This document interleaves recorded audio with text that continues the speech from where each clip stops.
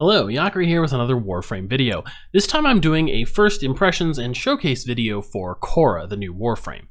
Now, Khora's best feature, which I want to go over first, is probably her design and overall look.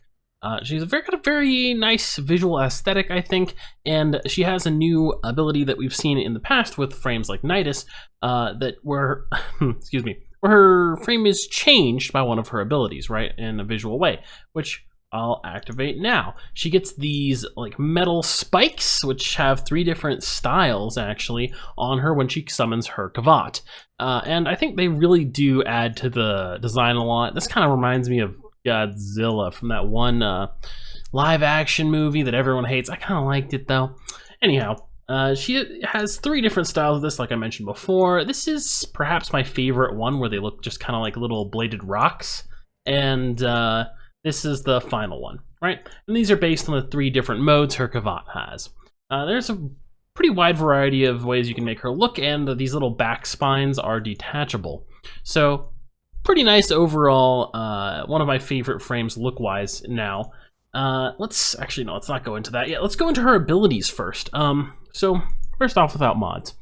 Her first ability sends out a whip, which is really just an animation. What it does is creates an explosion as a raycast, right? So it's just like firing any hit scan weapon, right? When you click the button for her first ability, it picks a target wherever your reticle is right then when you first click it. That's where it's going to hit. Then after a little bit of a delay, right, the whip cracks out and there's an explosion where your reticle was aimed when you first clicked the ability. It's instant, but the damage is delayed.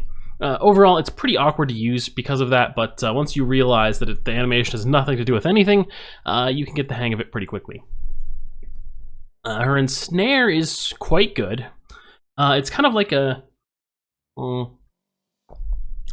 what's the word for it? Delayed or overtime version of Nidus's 2, right? Where it wraps one guy in their metal whip, right? And other guys get sucked in towards the initial guy you targeted. Now the thing is, you can hit multiple targets with this at once and have them like binding enemies to each other. So in practice, if you maximize for range and duration, you can actually suck in a lot of enemies with this ability, provided that you have enough energy to burn for it. Our third ability is Venari. That's her metal Kavat that you can summon, which its top feature is probably also its looks. We'll take a look at it in a bit. It lasts for a really long time, base duration of 120 seconds, and yeah, it's a Kavat. It runs around. One nice thing is that you do see the passive abilities now. That's right, they changed that a long time ago. So her passive ability gives her 15% more armor for each pet in range. So 15% for Venari, 15% for your Sentinel, and for your allies, they don't do anything. You only can get 30%, and it's basically on all the time. So her ultimate is, of course, the last ability on the list, and it's not quite my favorite, but it creates a web of sort of barbed wire. Not really a web, a dome of barbed wire. That's why it's called Strangle Dome. And it sucks enemies to the different points on the dome where the barbed wire, or I guess it's supposed to be chains, it looks like barbed wire though, intersect, right? And yeah, it lasts for a good while. You can have 2 of them up simultaneously. It's a fairly good CC ability, very, very similar to Bastille from Valbon. Without the augment, sorry.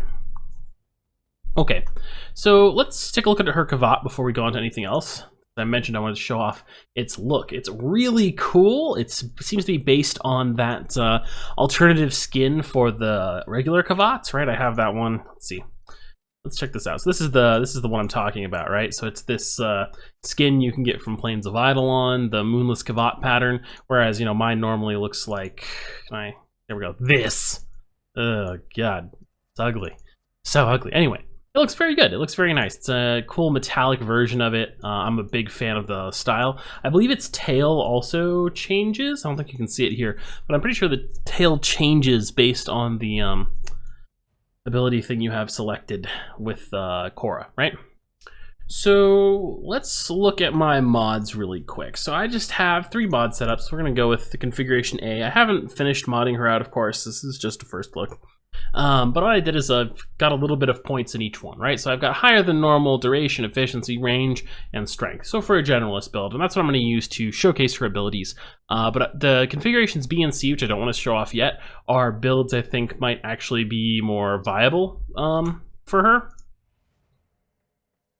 Okay, so let's get some energy and spawn some enemies. So I think we're gonna go against, let's go with Arid Seekers, right? We'll get like 20 of them. We'll set them to level 50. No invulnerability, and just see how I can do against these guys, and how well of our cravat does and whatnot. All right, so I do have my Orthos Prime set up for Condition Overload build equipped with this, and her one does scale with melee mods, so keep that in mind. As you can see, it does pretty good damage against the lower level enemies. Ah, crap. It is, it's really awkward to aim because I keep thinking it's not just hit scan, you know? But it is, and it can crit also. I'm not quite sure what the best setup for it is. Crit might be a better one, in fact, but yeah. Now let's bring out Venari here and see how she does.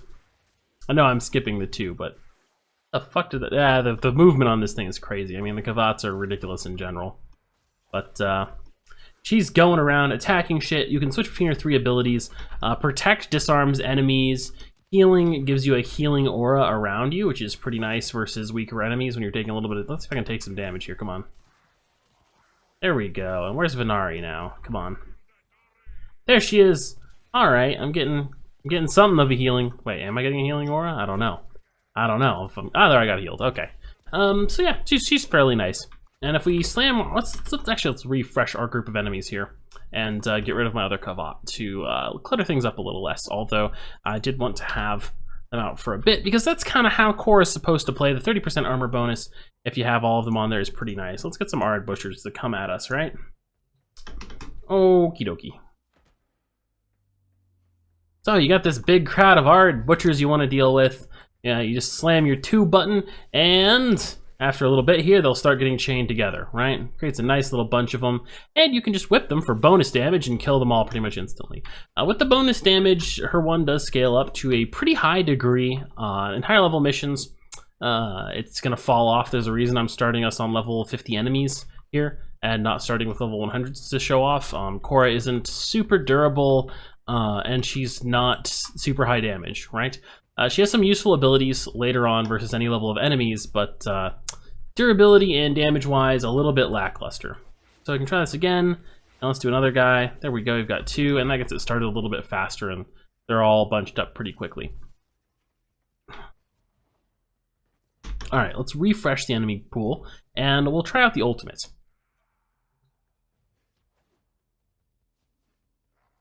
Alrighty.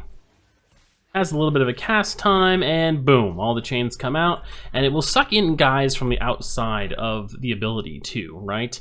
It has a pull-in radius. I think that was listed on the ability. Yeah, it has a grab radius, all right? So you can view the stats with mods. And the grab radius is pretty good. So it will suck enemies in from the inside and in from the middle of the dome and pin them up like this, and then you can shoot them. And it does damage over time, so enemies at this level are already dead. Pretty easy to do. Probably a very high range, medium damage build up to like level 50 enemies will be pretty good for just casting down to kill a huge group area of enemies, or in an endless mission, cut off a choke point and just kill tons of guys. Okie dokes. So let's talk about how she fares against higher level enemies with like a particular build in mind. So this is going to require some invulnerability. Let's bump enemy level up to 100. Okay.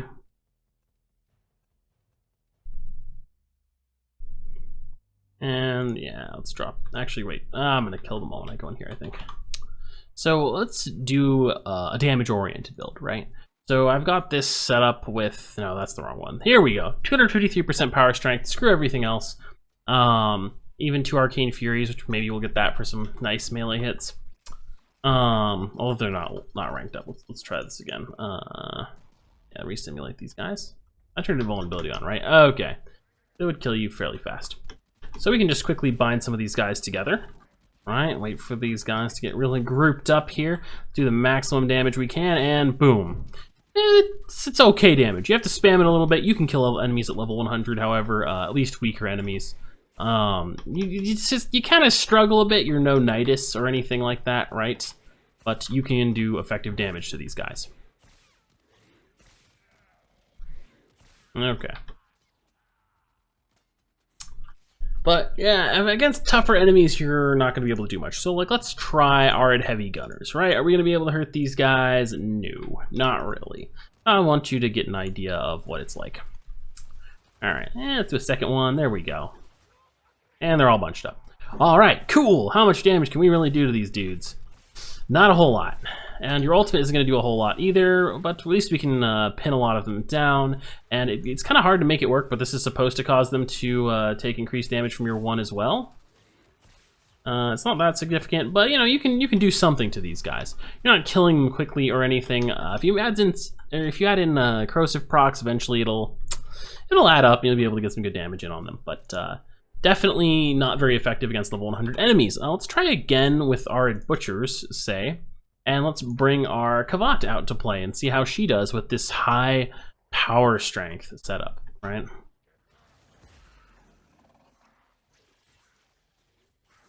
So as you can see, she's done half damage to one enemy. I think she killed one other guy too. We'll get something eventually. Sometime. I saw one guy die earlier, but yeah, it's not a great damage ability, okay?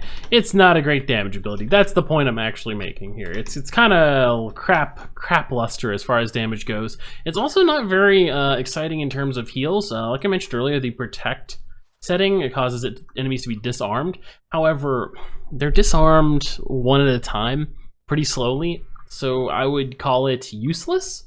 That's a good word for it. The heal ability isn't very strong either. It's not super good. So overall, I think her one is kind of bad.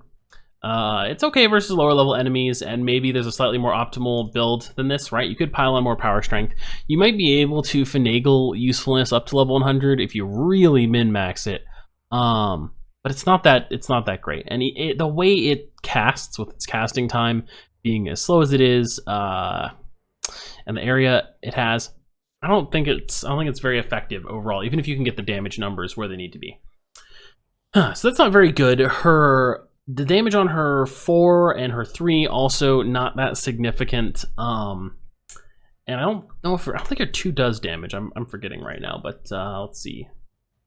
Yeah, it doesn't do any damage. Now there is something that she's pretty good at. So I do think there is one like good way to play her. I initially thought she might be kind of shit, but actually, if we have this high duration, okay efficiency, high range, fuck strength build, I think this build is the way to go with Khora, and it's actually pretty effective. Okay, so we're gonna go versus some different enemies to get more guys on the field. This time. So we need to summon the Drak Masters, Drak Masters, so that we can get a ton of the dogs in the battlefield. All right, there we go. Fell right off the cliff there. But we've got more than 20 enemies. That's the important thing here. Now let's ultimate, and boom. With maximum power range, you can get a huge area with this ultimate. But you're not limited to one. You can cast 2 of them. Right, okay, there we go, and now there's only a couple enemies left. So you can CC a pretty heavy number of enemies with your ultimate and pin them down like this. Now, there's a big problem with this. Oh, the Draks are level 38, that's why they're dying so easily. That makes sense. I was like, that's a lot, that's very low health. But anyway, the nice thing about this basically is it CC's a huge area, but you can't kill them easily, right? They're all the fuck over the place. Like, look at this mess, right? We gotta shoot them all down. Huge hassle. Not really very compatible with the kind of gameplay you normally have in Warframe. But in the event where all you care about is CC, she's not useless. She's actually pretty decent. Now, when you do care about CC, her 2 is still useful. So let's take a look at what happens if we cast it a couple of times against these guys, right? All right, let's get 1 cast in there. So 1 cast actually does pretty well once it gets going, because this mod setup helps you grab enemies fast with this ability, right? I don't think these guys actually all summon their dogs. Let's give this another try. Actually, I want more enemies here. That's not enough to really show this off. All right. Come on, come on, come on. Okay. Oh, no, not gonna do it. Do I need to? Here we go. Here we go. All right, that's better. The one guy's chained up, another guy chaining them up. And look at this, all of them are brought into a giant puddle like this. This is great because then you can just kill them all, right?